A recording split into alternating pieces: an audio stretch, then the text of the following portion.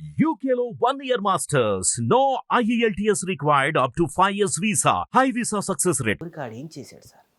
ఆ ఊరిని ఎట్లా మేలుకొల్పాడు, ఆ ఊరిలో జనాల్ని ఎలా కాపాడాడు రాత్రికి రాత్రి, ఆ ఊరికి వాడు ఎలా హీరో అయ్యాడు, ఆ ఊరికే ఈ ఫ్యాన్ అయినటువంటి వ్యక్తిని ఎట్లా రప్పించాడు సార్. ఇది సార్ కదా అని చెప్పాను నేను. ఇలాంటి నీ సినిమా ముందు ఎలక్షన్ ముందు వచ్చుంటే కేసీఆర్ గారికి బాగా హెల్ప్ అయ్యింది. అమ్మో పెద్ద న్యూస్. మీరు చెప్పండి సభకు.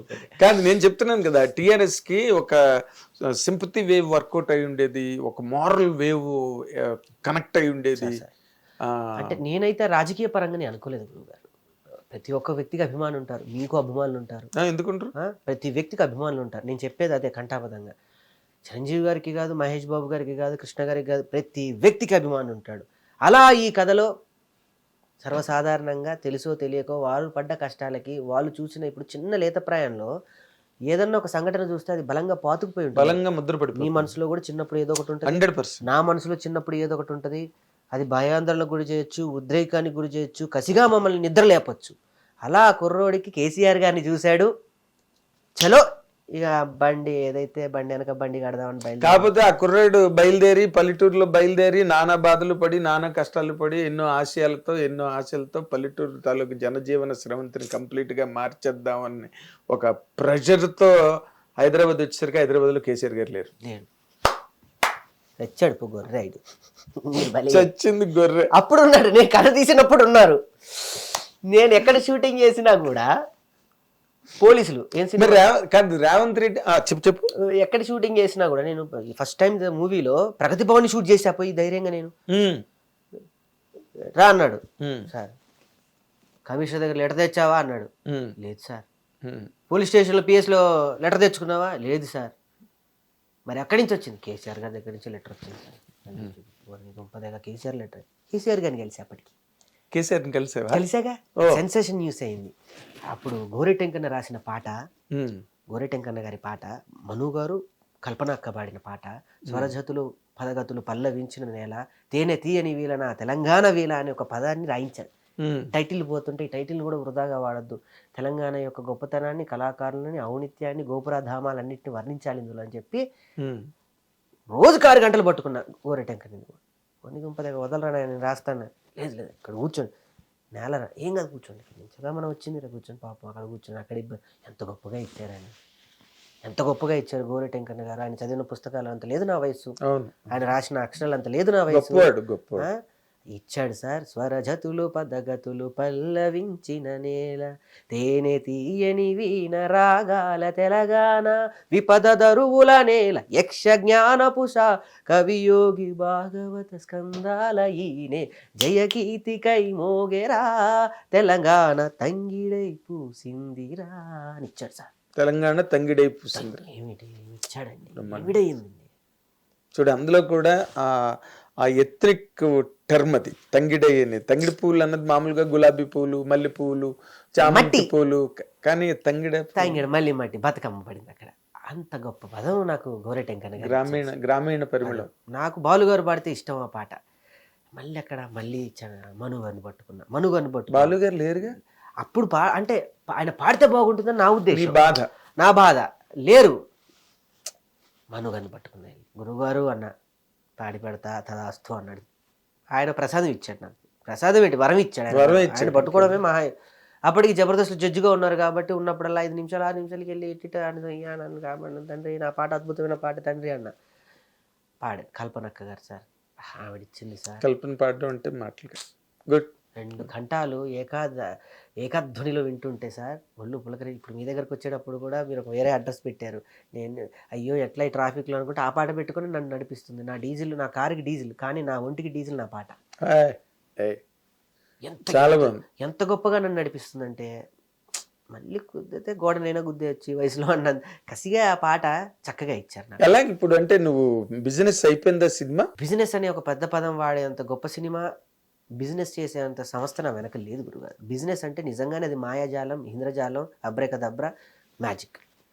నాది బిజినెస్ అవ్వలే. ఆత్మీయంగా రేపు అందరూ భుజాల మీద వేసుకెళ్ళి నేను ఎక్కడ పడిపోకుండా మోస్తున్నారు. కేవలం నా ట్రైలర్ చూసి నాకు నేను తీసుకుంటా. మధ్య అమరల్ లాంటి సినిమా చేసిన ఒక డిస్ట్రిబ్యూటర్ నా సినిమా ట్రైలర్ చూసి సార్ నేను షో చేస్తాను వచ్చి చూడండి డిస్ట్రిబ్యూటర్ ఆయనకి మా ఛానల్ ద్వారా నేను ఆయనకి అభినందనలు తెలుపుతున్నాను అండ్ నీ తరఫున థ్యాంక్స్ కూడా చెప్తున్నాను. ఎందుకంటే నీలాంటి వాళ్ళని అలాంటి వాళ్ళు కొమ్ము కాస్తేనే ఇలాంటి సినిమాలు బయటకు వస్తాయి. అఫ్ కోర్స్ ఎప్పుడు దిల్ రాజు గారే కాదు, ఎప్పుడు అల్లు అరవింద్ గారే కాదు, ఎప్పుడు సురేష్ బాబు గారే కాదు, ఎప్పుడు ఎవరో వాళ్ళే, ఇలాంటి కొత్త వాళ్ళు కూడా రావాలి. వచ్చినందుకు ఆయనకి అభినందనలు. ఆ 15,000 కూడా షో చేస్తే నీకు డబ్బు ఖర్చు కదా అన్నాడు. అదేలే, శివుడు మాలలో ఉన్నావు, అన్ని రకాలుగా శివుడు కాపాడుతున్నాడు. అండదండలుగా ఒక ఆరా ఇచ్చి నన్ను బ్రహ్మాండంగా కాపాడుతున్నాడు. నువ్వు బేసిక్ గా మిమిక్రీ ఆర్టిస్ట్ కదా, నువ్వు ఎవరిని బాగా చేస్తావు?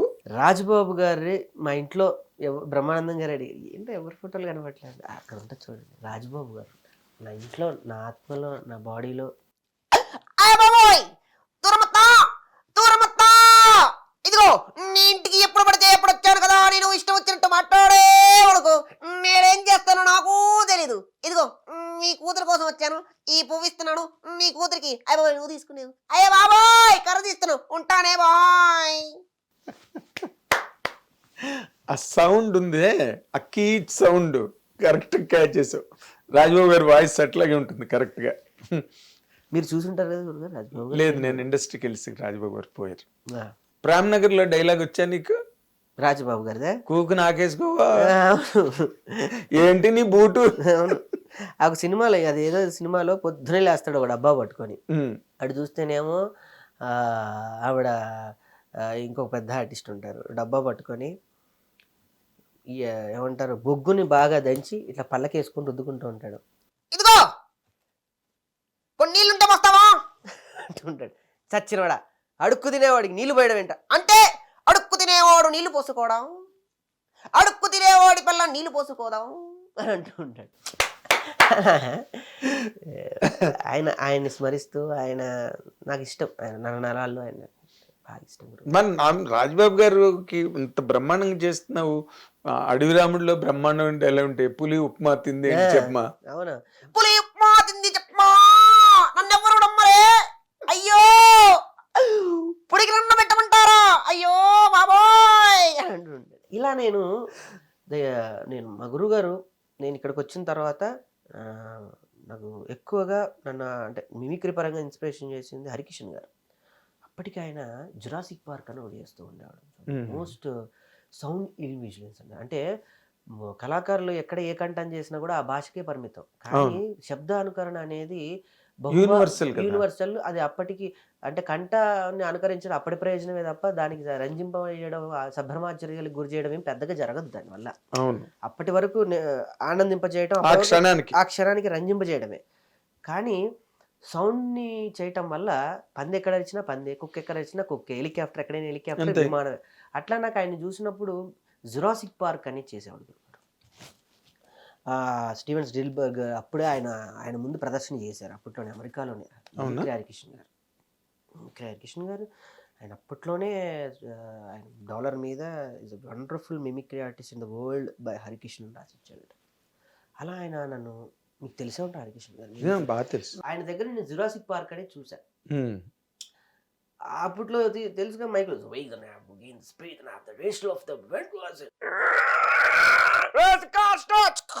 అని ఏదో చేస్తుంటే బాగుంది, నాకేదో ఇంగ్లీష్ అర్థమే చావదు. మనమేమో డిస్కంటిన్యూ కదా వరంగల్ నుంచి ఇక్కడ తెచ్చింది. ఏందయ్యా ఒకరోజు కూర్చొని ఏం చేయొచ్చు, ఏం చేద్దాం దీన్ని రిపేర్లు చేయాలని కూర్చొని నేను, నాకు అత్యంత ప్రజాదరణ తెచ్చింది. నేను ఏ స్టేజ్ మీదకి వేదిక జురాసిక్ పార్క్ సినిమాలో రాజబాబు గారి హీరో ఎలా ఉంటుందని నేను చేశాను. చెప్పవా? హెలికాప్టర్లు ఆఫ్రికా అడవుల్లోకి హెలికాప్టర్లు వస్తూ ఉంటాయి.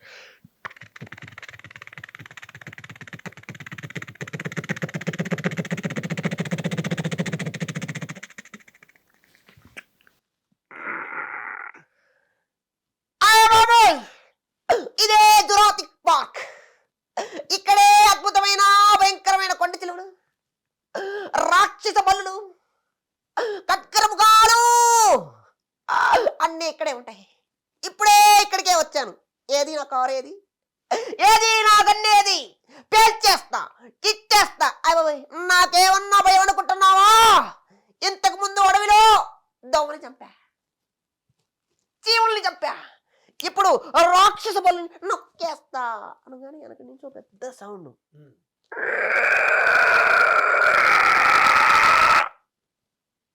ఏంటది ఏదో అరుస్తున్నట్టుగా ఉంది. ఏంటా సౌండ్? రాక్ పండ్ ప్లేస్కి ఏదో వచ్చినట్టున్నా, అదేదో నన్ను వెంబడిస్తుంది, పరిగెత్తండి అని చెప్పి అదొక 15-20 నిమిషాల కార్యక్రమం. అది మైక్రోఫోన్ ఉంటే బ్రహ్మాండంగా మనం చేయొచ్చు.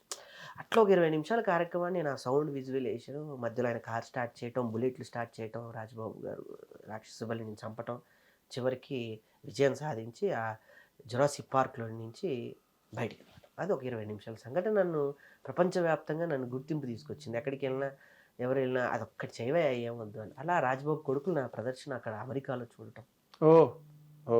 నీకు తెలుసా మా నాన్నగారి రాజబాబు గారు అని వాళ్ళని ఆత్మీయంగా వాళ్ళే వచ్చి పరిచయం చేసుకోవటం. తర్వాత ఇక్కడ అనంత్ గారు కానివ్వండి, చిట్టుబాబు గారు వారందరూ కూడా నన్ను ఆత్మీయంగా